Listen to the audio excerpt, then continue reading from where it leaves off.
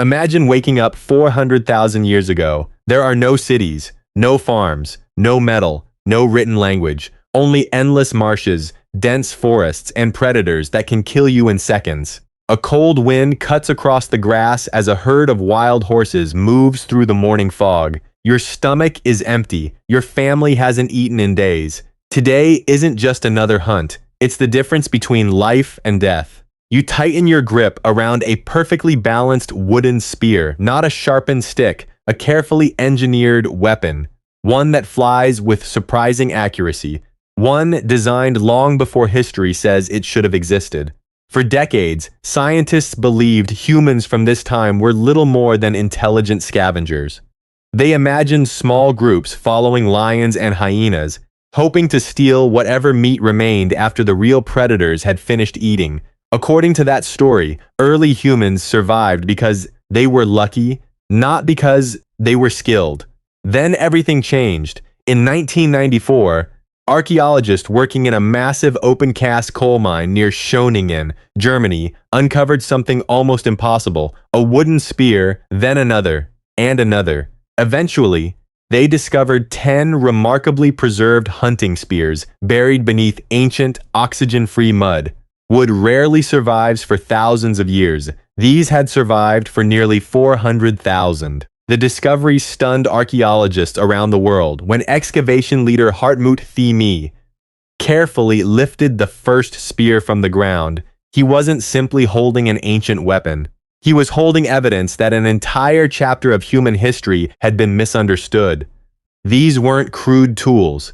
Each spear had been carved from carefully selected spruce or pine, shaped with incredible precision and balanced almost exactly like a modern Olympic javelin. That wasn't an accident. It required planning, experience, and an understanding of physics that no one believed humans possessed this early in history. Suddenly, one unsettling question emerged. If people living 400,000 years ago could build weapons this advanced, what else were they capable of? The answer was waiting only a few meters away. Hidden beneath the same ancient mud were thousands of animal bones, and together they would reveal a story far more extraordinary than anyone could have imagined. The spears were only the beginning. What archaeologists found next completely changed the story. Scattered across the ancient lakeshore were the remains of more than 20 wild horses. At first, the bones looked ordinary. Then researchers noticed something strange. Nearly every skeleton carried sharp-cut marks left by stone tools. The animals hadn't died naturally. They had been hunted systematically. Even more surprising, the bones belonged to horses of different ages, but most were healthy adults. Predators usually target the weak, the young, or the injured. These hunters didn't. They were confident enough to attack the strongest animals in the herd. That alone suggested planning far beyond anything scientists expected. Now imagine the scene. The morning mist hangs low over the marsh. A herd of powerful horses moves toward the shallow shoreline, unaware that dozens of eyes are watching from the tall grass. The hunters remain perfectly still. No one speaks. Everyone knows their role. They've practiced this before. The horses step into the soft ground. Their speed begins to fade. Hooves sink into the mud. The herd starts to panic. Then comes the signal. Wooden spears explode from the reeds. One strikes a horse in the shoulder. Another lands behind it. The frightened herd scatters. But it's too late. The hunters close in from every direction. Within minutes, the hunt is over. This wasn't luck. It was strategy. To pull off an ambush like this, every person had to know exactly where to stand and exactly when to attack. That required communication, leadership, trust, and experience passed down over many generations. For decades, textbooks described early humans as creatures that simply reacted to nature. Schöningen told a different story. These people weren't reacting. They were controlling the battlefield. The landscape itself had become their greatest weapon. Instead of outrunning horses, they trapped them. Instead of fighting with brute strength, they relied on teamwork. Modern military commanders call this using the terrain to your advantage. These hunters understood that principle hundreds of thousands of years before the first army ever existed. Then, researchers made another incredible discovery. They built exact replicas of the ancient spears and tested them. The results shocked everyone. The weapons flew with remarkable speed and accuracy, reaching distances of more than 20 meters while remaining powerful enough to kill large animals. These weren't crude sticks. They were precision-engineered hunting weapons. And if these ancient people could design technology this advanced, what did that say about the minds behind them? The answer would force scientists to rethink not only how these people hunted, but how they learned, taught, and passed knowledge from one generation to the next. By now, one fact had become impossible to ignore. These people weren't primitive. They were intelligent, not just intelligent enough to survive, but intelligent enough to prepare for a future that hadn't happened yet. Every spear found at Schöningen told the same story. None of them had been made in a hurry. Researchers discovered that each weapon had been carefully carved from the straightest part of a spruce or pine tree. The wood had been selected with purpose. Its shape had been refined with patience. Its balance had been tested by experience. This wasn't random craftsmanship. It was engineering. Imagine spending several days making a single spear, not because you're hungry today, but because you know you'll need it next week. That kind of thinking changes everything. It means these hunters could imagine the future. And once you can imagine tomorrow, you begin to control it. The discoveries didn't stop there. Among the spears, archaeologists found another remarkable tool, a simple piece of bone known as a retoucher. At first glance, it looked unimportant, but it revealed something extraordinary. The tool was used to repair and sharpen stone blades. In other words, these people weren't just making tools. They were maintaining them, improving them, preparing them before the next hunt even began. That's a level of planning once believed impossible for humans living 400,000 years ago. Now picture a quiet evening beside a fire. An experienced hunter sits with a younger member of the group. He demonstrates how to choose the strongest tree, how to carve with the grain instead of against it, how to harden the spear's tip over glowing embers without burning the wood. Every lesson is repeated, every mistake is corrected. Knowledge passes from one generation to the next. No books, no schools, no written language. Only memory, only teaching, only tradition. That is the foundation of culture. For generations, scientists believed culture began much later in human history. But Schöningen challenged that belief. These hunters didn't simply inherit survival skills, they improved them.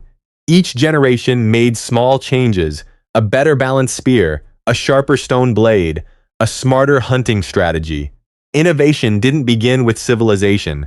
Civilization was built upon thousands of generations of innovation that came long before it. The more evidence archaeologists uncovered, the harder it became to call these people primitive. They understood teamwork, long-term planning, Sul design, teaching, adaptation. Every discovery pointed toward the same conclusion. The minds behind these wooden spears weren't so different from our own, but one mystery remained. If they were this intelligent, if they hunted with such remarkable skill, if they had already mastered planning and cooperation, then why did they disappear? The answer is one of the greatest mysteries in human evolution, and it reminds us that intelligence alone has never guaranteed survival.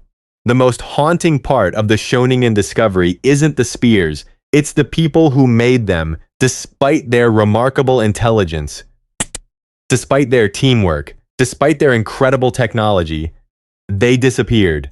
The hunters who once stood along that ancient lakeshore are gone. Their voices faded into silence. Their camps vanished. Their names were never written down, yet, somehow, their ideas survived. Scientists believe these hunters were likely Homo heidelbergensis, an ancient human species that lived between earlier humans and both Neanderthals and modern Homo sapiens. In many ways, they were our ancestors, not because they looked exactly like us, but because they thought like us. They planned, they solved problems, they taught their children, and they imagined a future worth preparing for. For centuries, History books told a simple story. Human intelligence slowly evolved over time. People became smarter as civilization advanced. But the Schöningen Spears tell a very different story. The intelligence was already there.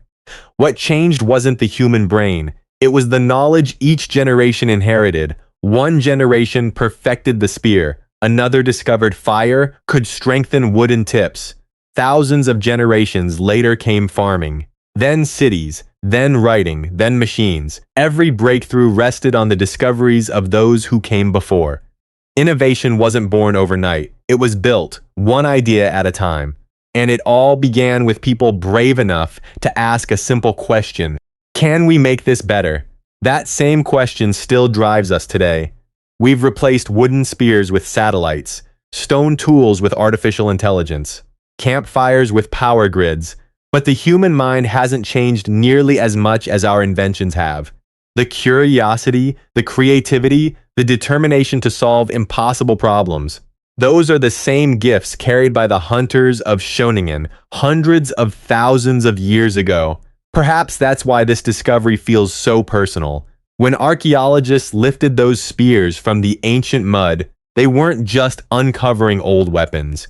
They were uncovering a forgotten version of ourselves, a reminder that the line separating us from the ancient world is far thinner than we imagine. The greatest lesson of Schöningen isn't about hunting. It isn't even about archaeology. It's about human potential. These hunters lived in one of the harshest environments imaginable. No medicine, no metal, no machines. Yet they refused to accept the world as it was. They studied it, adapted to it, and changed it. That same spirit built every civilization that followed. So the next time you hold your phone, drive your car, or watch a rocket disappear into the night sky, remember where that journey truly began, not inside a laboratory, not inside a factory, but beside a cold marsh in ancient Germany, where someone looked at a straight piece of spruce wood and imagined a better tool. That single act of imagination changed history forever, because humanity's greatest invention was never the spear. It was the ability to learn, to teach, and to keep improving. 400,000 years ago, they threw wooden spears across a frozen marsh. Today, we send spacecraft beyond the solar system. The distance between those two moments isn't measured in time, it's measured in ideas. And it all started with a hunter who believed tomorrow could be better than today.